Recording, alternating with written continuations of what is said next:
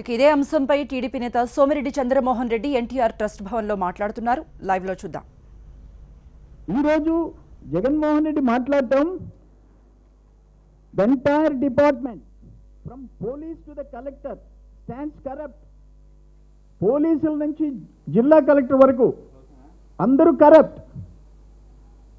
మళ్ళీ ఇంకో మాట, బంగారంగా నిన్ను కూడా సెంట్రల్ జైలుకి పోయే కార్యక్రమం చేస్తా, నిన్ను కూడా సెంట్రల్ జైలుకి తీసుకోబోయే కార్యక్రమం చేస్తా, గుర్తుపెట్టుకో. ఎవరిని మాట్లాడింది జగన్మోహన్ రెడ్డి? నువ్వు ఒక డిస్ట్రిక్ట్ మ్యాజిస్ట్రేట్ని, ఒక జిల్లా కలెక్టర్ని పైన చేసి నిన్ను సెంట్రల్ జైలుకి తీసుకుపోయే కార్యక్రమం చేస్తా, గుర్తుంచుకో. థ్రెటన్ చేస్తావా? ఒక డిస్ట్రిక్ట్ మ్యాజిస్ట్రేట్ని బ్లాక్మెయిల్ చేస్తావా? థ్రెటన్ చేస్తావా? బెదిరిస్తావా? పైన చెయ్యేస్తావా? ఎక్కడన్నా చూసామా? నిన్నగాక మొన్న విశాఖపట్నంలో చీఫ్ మినిస్టర్ని తాకుతావా? పోలీసు అయ్యా అక్కడ మీరు డిస్టర్బ్ చేసే దానికి పోతుండారు, ఈ సెక్షన్ ఉంది అని చెప్పి ఆపితే చీఫ్ మినిస్టర్ని తాకుతావా? ఒక ప్రతిపక్ష నాయకుడు ఇండియన్ హిస్టరీలో భారతదేశంలో రన్వే మీద ప్రొటెస్ట్ చేసిన వాడిని మనం ఎవరు చూడాలి? ఒక పొలిటీషియన్గా ఓ ప్రతిపక్ష నాయకుడు రన్వే మీద ప్రొటెస్ట్ చేస్తావు, నేను చీఫ్ మినిస్టర్ని తాకుతావా అని బెదిరిస్తావు, మీ అంత చూస్తానని చెప్పేసి విశాఖపట్నంలో బెదిరిస్తావు. నిన్న జిల్లా కలెక్టర్ని సెంట్రల్ జైలుకే తీసుకోబోతానంటున్నావు. ఇదేమన్నా రాజశేఖర రెడ్డి హయాం అనుకున్నావా? శ్రీలక్ష్మిని ఐఏఎస్ ఆఫీసర్ని జైలుకి తీసుకోపోయినావు, ఆమె కుప్పకూలిపోయే ఆరోగ్యంగా కుప్పకూలిపోయే పరిస్థితిలో బయట వచ్చింది ఆమె. ఈరోజు చంద్రబాబు నాయుడు గారు ముఖ్యమంత్రి, రాజశేఖర రెడ్డి కాదు, ఇంకో కిరణ్ కుమార్ రెడ్డి కాదు, నువ్వు ఐఏఎస్ అధికారులను జైలుకి పంపించేదానికి. అసలు నువ్వు ఒక ప్రతిపక్ష నాయకుడిగా ప్రవర్తిస్తున్నావా, ఒక ప్రతినాయకుడిగా ప్రవర్తిస్తున్నావా అని చెప్పి జగన్మోహన్ రెడ్డిని నేను క్వశ్చన్ చేస్తున్నా. నీకు ఒక న్యాయం అంటాను. ఒక లెజిస్లేటివ్ అసెంబ్లీలో ఒక ఇంపార్టెంట్ రోల్ ప్లే చేయాల్సిన ఒక లా మేకర్, చట్టాలు చేయాల్సినవి, శాసనాలు చేయాల్సినవి, మంత్రి హోదా ఉండే ప్రతిపక్ష నాయకుడు కలెక్టర్ చేతిలో పేపర్లు లాక్కొని కలెక్టర్ని పైన చెయ్యేసి బెదిరిస్తే మిమ్మల్ని అందరినీ జైలుకు పంపిస్తానంటే, పోలీసు నుంచి రెవెన్యూ వరకు మొత్తం అవినీతి పరులంటే, ఒకరు ఎదవలంటే, ఒకరు బానిసలంటే, ఒకరు బౌన్సర్స్ అంటే ఏమనుకుంటున్నారు మీరు అని అడుగుతున్నా. జగన్మోహన్ రెడ్డి వైసీపీలో నాయకులు, జగన్మోహన్ రెడ్డి చుట్టూ ఉండేవాళ్ళు, నాకేమనిపిస్తుందంటే ఈ చుట్టూ ఉండే రౌడీ గ్యాంగ్కి జగన్మోహన్ రెడ్డి లీడర్ లాగా అనిపిస్తుంది. Leader of the rowdy gang. అయ్యా నువ్వు ప్రతిపక్ష నాయకుడిగా ప్రవర్తించడం లేదు, ఒక ప్రతి నాయకుడిగా ప్రవర్తిస్తున్నావు. అక్కడ ఒక దుర్ఘటన జరిగి పోలీసు, రెవెన్యూ అధికారులు తమ విధుల్ని, వాళ్ళని కాపాడే దాంట్లో డాక్టర్స్ని నువ్వు అడ్డుకునే పరిస్థితి వస్తే నీ మీద చట్టము చర్య తీసుకోవాల్సిన అవసరం ఉందా లేదా అని అడుగుతుందా. ఏ చట్టం ప్రకారం నువ్వు మ్యాజిస్ట్రేట్ని విధుల్ని అడ్డగిస్తావని అంటున్నా? ఆటంకి, డిస్ట్రక్టివ్ యాక్టివిటీ. ఒక కలెక్టర్ చేతిలో పేపర్ లాక్కొని, అంటే మెడికో లీగల్ కేసు ఇది, medico legal case. Doctor post mortem చేస్తే తలా ఒక కాపీ పంచడు. ఆ పోస్ట్ మార్టం రిపోర్ట్ ఆ పైన ఎవరైతే అదర్ డాక్టర్స్ ఉన్నారో వాళ్ళకి సబ్మిట్ చేస్తాడు. నీకు రైట్ ఉంది, నువ్వు చట్ట ప్రకారం తీసుకో. ఒక ప్రతిపక్ష నాయకుడిగా లెటర్ పెట్టేసి అల్టిమేట్గా ఆయన హైయర్ ఆఫీసర్స్కి ఇచ్చిన తర్వాత నువ్వు కాపీ తీసుకునే రైట్ ఉంది, రైట్ టు ఇన్ఫర్మేషన్ యాక్ట్ ఉంది. కానీ అక్కడికక్కడ శవాలను పక్కన పెట్టుకొని వాళ్ళ చేతిలో ఉండే ఫస్ట్ రిపోర్ట్ నువ్వు లాక్కునే పరిస్థితి రావటం, ఇదే కానీ జరిగితే ఒక జిల్లా కలెక్టర్ని, డాక్టర్ని, పోలీసులని అందరినీ ఎదుర్కొనే పరిస్థితి వస్తే ఇంకా రాష్ట్రంలో శాంతి భద్రతలు ఎట్లా కాపాడాలని చెప్పి అడుగుతున్నాను నేను. ఇటువంటి సంఘటనలు ఎప్పుడన్నా జరిగినాయా అని చెప్పేసి అడుగుతున్నాను నేను. ఇది ఇట్స్ అన్ఫార్చునేట్. నేనేమంటానంటే జగన్మోహన్ రెడ్డి డిస్టర్బ్ అవుతున్నాడు, ఫ్రస్ట్రేషన్లో ఉన్నాడు. జగన్మోహన్ రెడ్డికి శిక్షలు పడబోతున్నాయనే శశికళకి శిక్షలు పడిన తర్వాత, అక్కడ శశికళకి మీ మీదున్న సెక్షన్లే శశికళ మీద ఉన్నాయి. శశికళ కంటే మీకు ఎక్కువ సెక్షన్స్ ఉన్నాయి, ప్రమాదకరమైన సెక్షన్స్ ఉన్నాయి. శశికళ 63 కోట్లు అయితే నీది 43,000 కోట్లు దుర్వినియోగం, అక్రమాలు జరిగినాయి అని చెప్పి సిబిఐ చెప్పింది, న్యాయస్థానంలో చెప్పింది. శశికళ దొంగ కంపెనీలు పెట్టుకుందంటే అంతకంటే ఎక్కువ కంపెనీలు నీకు నమోదైనాయి.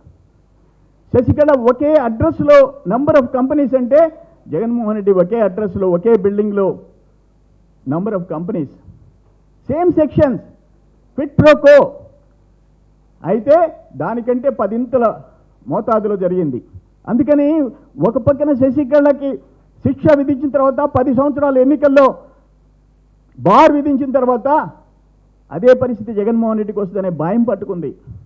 అందుకని మానసికంగా నువ్వు బాగలేవు, లేకపోతే నువ్వు రోజుకొక మాట మాట్లాడుతున్నావు.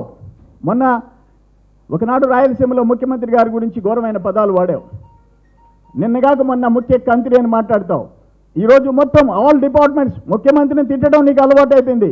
కానీ ఈ రాష్ట్రంలో పనిచేసే కింద పోలీస్ కానిస్టేబుల్ దగ్గర నుంచి ఐఏఎస్ ఆఫీసర్ల వరకు మొత్తం అవినీతి పరులు అని చెప్పేసి మాట్లాడుతున్నావు. అంటే నీకు నిజాయితీ పరులు ఎవరు కనపడలే.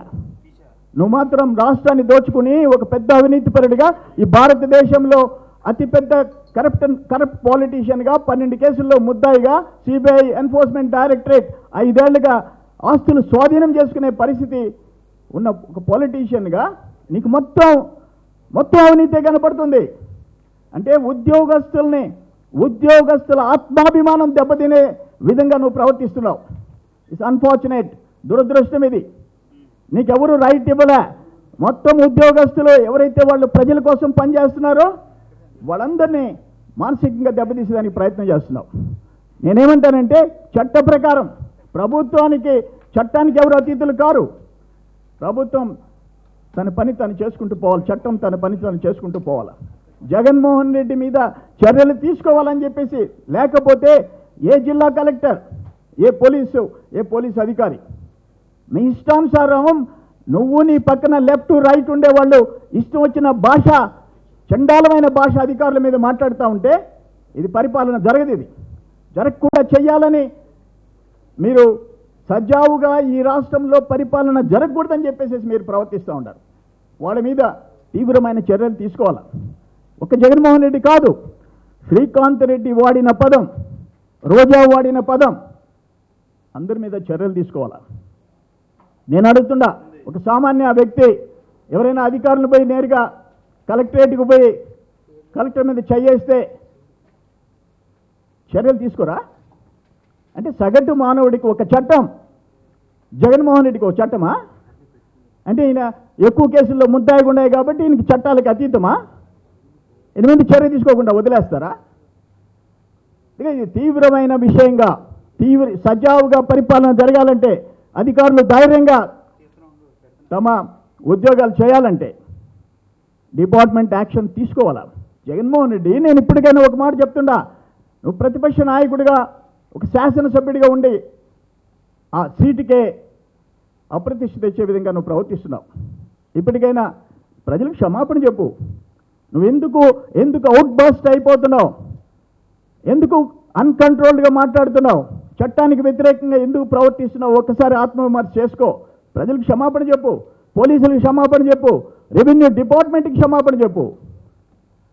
లేకపోతే నిన్ను ప్రజలు క్షమించరు అని చెప్పేసి నేను తెలియజేస్తున్నా. నేను ఒకటే అడుగుతున్నా, ఈరోజు ఎవరైతే అక్కడ బాధితులు ఉన్నారో వాళ్ళకి ప్రభుత్వం సత్వరం న్యాయం చేస్తుంది, ఇమీడియట్గా చేస్తుంది.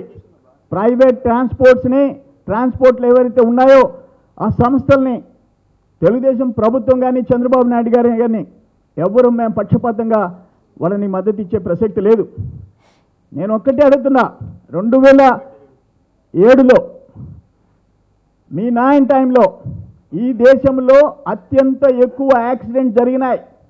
తర్వాత మహారాష్ట్ర వచ్చింది. అంటే 2006లో వైఎస్ హయాంలో 12,661 మంది రోడ్ యాక్సిడెంట్స్లో చనిపోయినారు. ఆ రోజు రిపోర్ట్ ఏంటంటే ఇండియాలో ఆంధ్రప్రదేశ్లో అతి ఎక్కువ మంది మొట్టమొదటి స్థానం వచ్చింది యాక్సిడెంట్లో చనిపోయిన వాళ్ళలో. మహారాష్ట్ర సెకండ్ ప్లేస్ వచ్చింది. ఇప్పటికి మీ నాయన కారణమా? రాజశేఖర రెడ్డి కారణమా? అక్కడ మహబూబ్ నగర్లో జరిగిన యాక్సిడెంట్కి బొత్స సత్యనారాయణ కారణమా? దానికోసం నువ్వు సెంట్రల్ జైలుకి అందరినీ పంపిస్తానని చెప్తావా? ఎంతమందిని పంపించాడు మీ నాయన? యాక్సిడెంట్ జరిగితే సెంట్రల్ జైలుకి బొత్స సత్యనారాయణ గారు ఎంతమందిని పంపించాడు? హద్దు మీరి మాట్లాడటం న్యాయమా అని చెప్పేసి అడుగుతున్నాం మేము. మీరు రోడ్లెక్కి చట్టాలు మీ చేతిలోకి తీసుకుంటుంటే డిపార్ట్మెంట్ చూస్తూ ఊరుకోవాలా అంటున్నాను నేను. ఆల్ డిపార్ట్మెంట్స్, నువ్వు మాట్లాడింది the entire department from police to the collector stands corrupt. ఎవరైనా ఒక రాజకీయ నాయకుడు, తెలివి ఉండే రాజకీయ నాయకుడు ఎవరైనా మాట్లాడతారంటే అంటే మంచి చెడ్డ లేదా? ఇప్పుడు కేరళ నుంచి ఒక ఐఏఎస్ ఆఫీసర్గా సెలెక్ట్ అయి ఆయన అహ్మద్ బాబు ఇక్కడ ప్రజలకు సేవ చేసేదానికి వస్తే నువ్వు సెంట్రల్ జైలుకి తీసుకెళ్తా అంటే తమరు పోయేటప్పుడు కూడా తీసుకుపోతారా? రేపెట్టే తమరికి శిక్ష పడుద్ది కాబట్టి ఆయన ఎలాగూ సెంట్రల్ జైలుకి జగన్మోహన్ రెడ్డి పోతాడు కాబట్టి కూడా అహ్మద్ బాబుని తీసుకుపోతావా? ఇదేమన్నా రాజశేఖర రెడ్డి పరిపాలన? శ్రీలక్ష్మిని నువ్వు తీసుకెళ్ళావు, నీతో పాటు శ్రీలక్ష్మి వచ్చింది, తిరిగి కుప్పగొలిపోయింది, ఆరోగ్యం నాశనం అయిపోయింది. అహ్మద్ బాబుని కూడా సెంట్రల్ జైలుకి తీసుకుపోయేదానికి ఇదేమన్నా రాజశేఖర రెడ్డి టైమా? ఇది చంద్రబాబు నాయుడు గారి పరిపాలన. ఐఏఎస్లు జైళ్ళకి పోయే పరిపాలన కాదు ఇది. గుర్తుపెట్టుకోవాలి జగన్మోహన్ రెడ్డి. It's unfair. ఇంట్లో ఉండే సగటు మానవుడు కూడా నీ ప్రవర్తన చూసిన తర్వాత, టీవీల్లో చూసిన తర్వాత ఇటువంటి రాజకీయ నాయకులు కూడా ఉండారా మన రాష్ట్రంలోనే అని చెప్పి సిగ్గుపడే పరిస్థితి నువ్వు తెస్తున్నావు. తెలుగు వాళ్ళకి మచ్చ తెస్తున్నావు, నువ్వు అరువు తెచ్చావు. భారతదేశంలో ఆంధ్రప్రదేశ్ అంటే అవినీతి ప్రదేశ్ అనే పేరు తెచ్చావు. నీ కేసులు పరంపర, సిబిఐ, ఎన్ఫోర్స్మెంట్ డైరెక్టరేట్, వేల కోట్ల రూపాయలు ఆస్తులు, క్విడ్ ప్రో కో అనే పదానికి ప్రతిరూపంగా మారావు నువ్వు. ఈరోజు ఒక leader of the rowdy gang చుట్టూ పెట్టుకొని రోజాని మించి శ్రీకాంత్ రెడ్డి, శ్రీకాంత్ మించి రోజాని మించి ఇప్పుడు జగన్మోహన్ రెడ్డి రోజాని కూడా దాటిపోయే పరిస్థితి వచ్చాడు. ఒకరి మీద ఒకరు పోటీ పడుతున్నారా? అధికారులను తిట్టేదానికి, అధికారులను అవమానం చేసేదానికి మీకు ఎవడన్నా లైసెన్స్ ఇచ్చాడా? ఒక్క వైకాపా జగన్మోహన్ రెడ్డి పక్కన ఉండేవాళ్ళు ఏమైనా మాట్లాడొచ్చు అని చెప్పి ప్రత్యేకమైన లైసెన్స్ మీకు ఎవరైనా ఇచ్చారా? దురదృష్టం. ఇప్పుడు చూడండి జగన్మోహన్ రెడ్డి మాట్లాడిన తీరు ఒక్కసారి మీరు చూడండి.